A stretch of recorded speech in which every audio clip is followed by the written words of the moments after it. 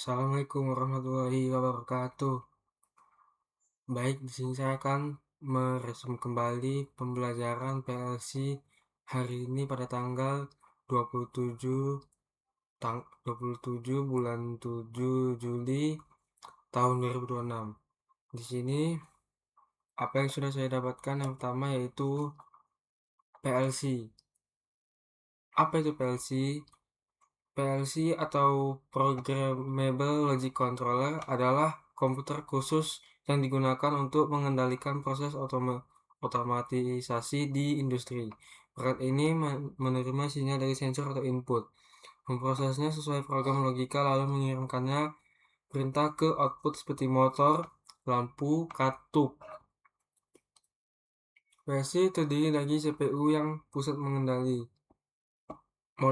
modul input untuk membaca sinyal, dan modul output untuk menggerakkan aktuator. Dibandingkan sistem relay konvensional, PLC lebih fleksibel, mudah diprogram ulang, serta mampu meningkatkan efisiensi dan keselamatan kerja sehingga berfungsi sebagai otak dari sistem otomasi industri. Ini adalah foto PLC Omron.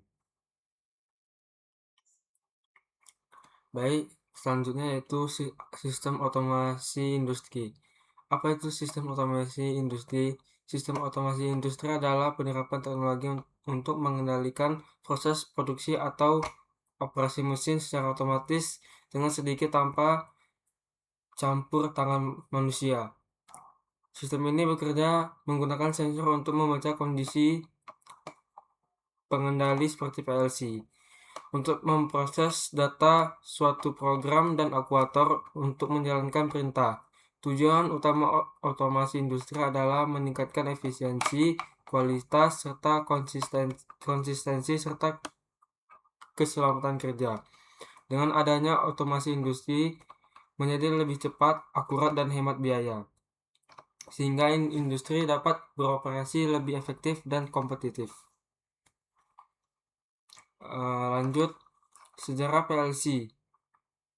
PLC pertama kali dikembangkan pada akhir 1960 oleh Richard Dick Morley dan timnya di Bedford Associates yang menciptakan Modicon 084. Ini adalah PLC Modicon 084 untuk General Motors pada 1968. Sejak itu, PLC berkembang pesat dari pengganti relay elektromekanis menjadi otak sistem otomasi modern.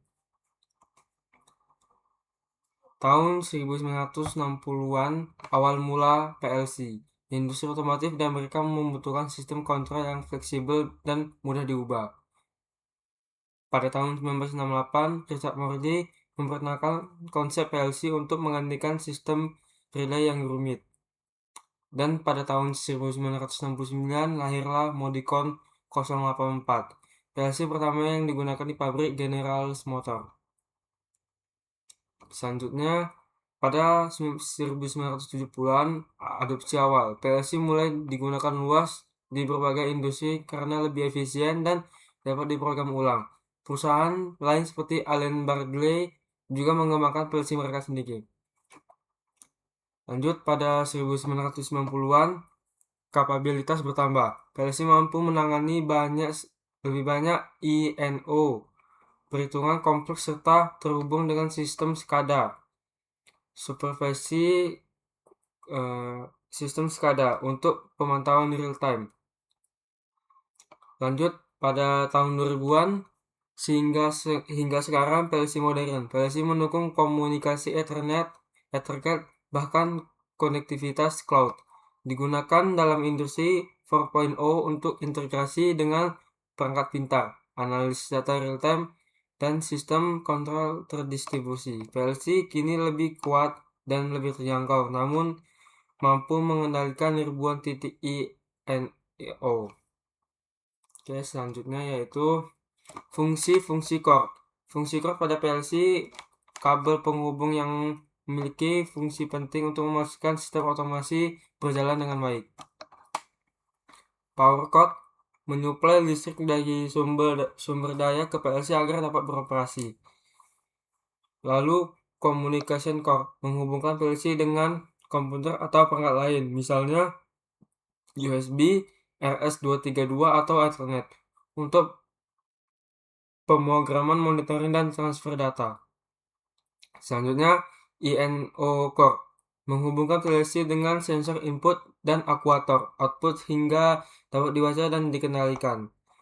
Selanjutnya, expansion core digunakan untuk menghubungkan modul tambahan jika PLC membutuhkan lebih banyak input atau output atau fungsi khusus lainnya. Kesimpulannya adalah fungsi core pada PLC berfungsi sebagai jalur penghubung utama antara PLC dengan sumber daya, perangkat pemrograman, serta komponen input-output agar sistem otomasi berjalan secara efisien. Ini adalah salah satu contoh core atau penghubung PLC dengan monitor. Lalu, Variable Speed Drive atau FSD adalah perangkat tambahan yang digunakan mengatur kecepatan motor listrik dengan mengubah frekuensi dan tegangan yang diberikan ke motor. Ini adalah contohnya. Fungsi utamanya memungkinkan PLC mengendalikan motor agar berputar sesuai kebutuhan proses dan tidak selalu pada kecepatan penuh. Manfaatnya adalah hemat energi, memperpanjang umur motor, serta memberikan fleksibilitas pada sistem otomasi. Lalu, integrasi dengan PLC. PLC mengirimkan sinyal kontrol ke VSD, lalu VSD menyesuaikan kecepatan motor sesuai program logika yang dibuat. Selanjutnya, fungsi utama PLC programmable meliputi pengumpulan input, membaca sinyal dari sensor, lalu tombol atau perangkat lain yang terhubung. Lalu eksekusi program. CPU PLC menjalankan logika yang telah diprogram oleh manusia untuk memproses data input. Lalu kontrol keluaran, mengirimkan perintah ke aktuator seperti lampu, motor, katup, serta sesuai hasil eksekusi program. Lalu pemantauan dan komunikasi, memantau kondisi sistem secara real time serta berkomunikasi dengan perangkat lain, misalnya HMI, komputer, monitor, atau jaringan industri. Bahasa pemrograman yang dipakai PLC. 1.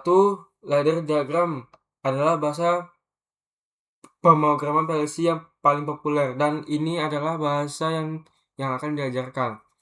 Karena bentuknya menyerupai rangkaian listrik, program ditulis seperti tangga, dua garis vertikal dan simbol logika di antaranya, sehingga mudah dipahami oleh teknisi listrik.